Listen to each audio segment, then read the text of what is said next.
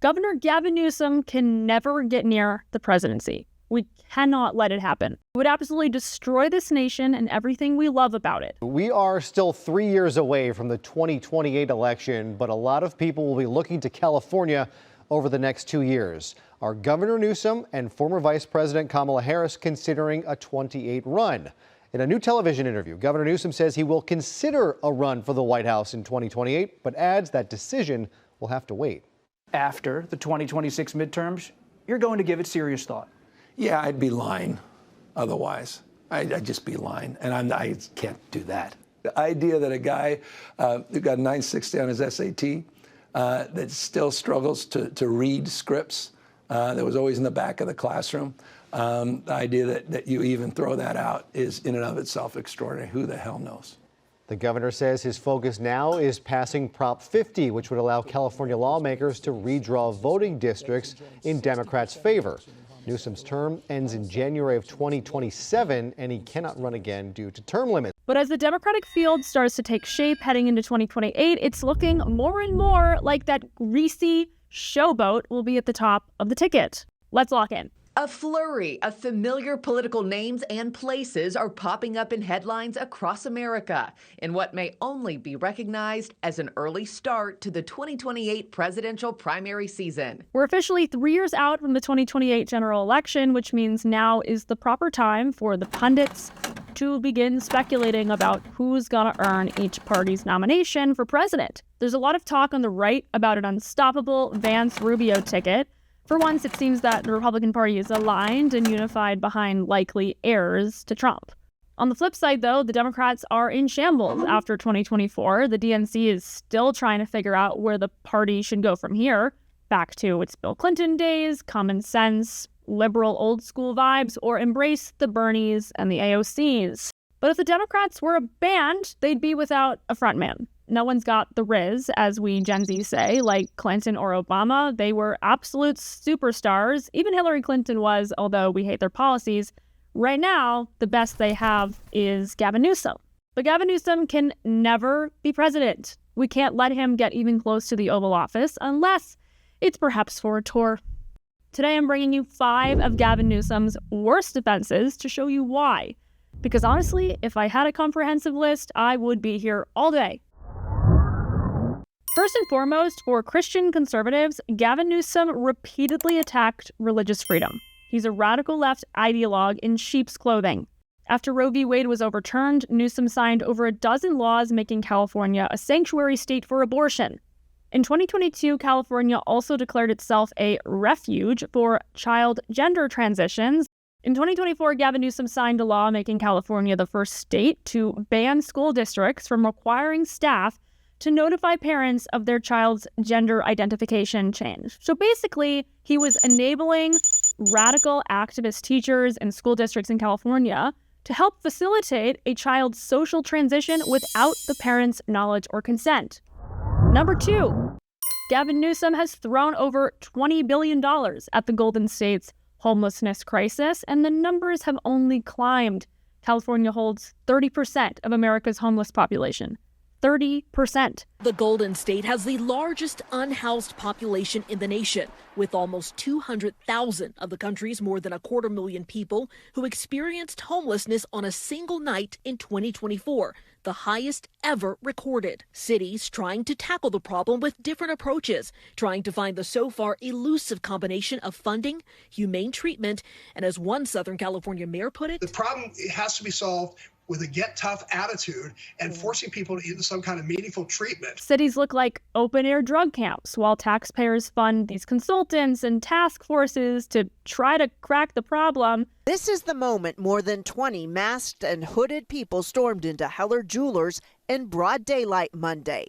Some of them armed with guns, others with crowbars. Police say the mob then helped themselves to $1 million worth of fine jewelry. But we got smash and grab robberies, we have fentanyl deaths, and the homelessness crisis in California that has turned its cities into dystopias. Number 3, COVID. During COVID, Gavin Newsom shut down churches, banned indoor worship, and even outlawed singing, all the while keeping liquor stores and Hollywood film sets open. Multiple court cases had to force him to back off, including SCOTUS. Number 4, Newsom defended the legalization of shoplifting so long as what you rob from the store fell under the kind of high price of $950. As you can imagine, police morale is at rock bottom under Newsom's regime. Departments are struggling to retain officers. They have a recruitment crisis. Even in California's upscale communities, high-profile burglaries and follow-home gang robberies have been reported.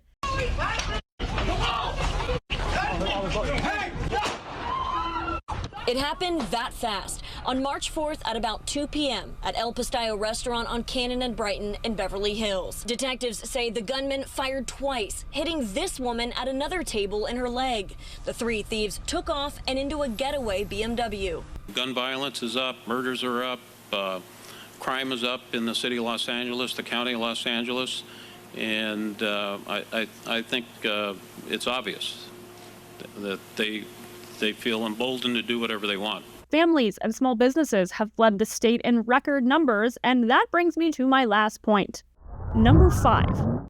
As a result of Gavin Newsom's horrible mismanagement of the state, California scores number 1 in states with the highest exodus rate. U-Haul cannot keep up with the demand. They are leaving in droves.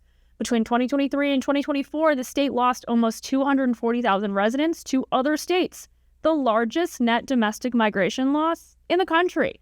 Okay, they are packing up their U-Hauls and they are saying bye-bye. Once again, a new study is showing that more people are moving out of California than actually moving in. We want to bring our business and tech reporter, Scott Budman, in. Scott, we've been saying this for the last couple of years. Well, it's actually 5 years in a row, Jessica, that more people have been using their U-Hauls to go than to come in. But 5 years in a row is consistent. It's given our high cost of living. Experts say expect that number to continue. Elon Musk famously moved Tesla, SpaceX, and X, formerly Twitter, from California to Texas. Oracle, Chevron, Palantir, pretty major tech firms, oil companies, they also moved out. In fact, Gavin Newsom's performance as governor has been so poor that nearly 60% of Californians think he should sit out the 2028 race. That hasn't stopped him from trying to get an edge on his opponents, doing his best to mimic the right's methods to earn the affinity of young people. He started a podcast to try and be the Charlie Kirk of the left, even admitting that was his plan, as Charlie Kirk himself joined the show's first episode. Last night, trying to put my son to bed, he's like, no, Dad, what time? What time's Charlie gonna be here? What time? And I'm like, dude, you're in school tomorrow. He's 13. He's like, no. This morning, wakes up at 6 something. He's like, I'm coming. I'm like, he literally would not leave the house. Did you let him take off school? No, he did. Of course not. He's not here for a good reason. But the point is you canceled school for like 2 years. One day. The point is the point, which is you are making a damn dent. Thank you. I'm kidding. I mean, his own son likes what Charlie stands for more than him. And that's not merely a testament to how badly Newsom is running California. I'd be remiss not to point out how well Charlie captured America's youth in such a positive way through faith and family and tradition. The right is something the left never will, which is actual inspiration, actual empowerment. But between all this, the homelessness, the drug epidemic, the crime, the assault on parental rights, we can never let Gavin Newsom near the presidency. Californians or former Californians, or anybody, which of Newsom's offenses do you think is the most unforgivable? Or is there one that I missed? Leave your thoughts in the comments below. And please give us a like, subscribe, and click that notification bell. Make sure to follow me on Twitter and Instagram, and for more, check out my articles at nationalreview.com.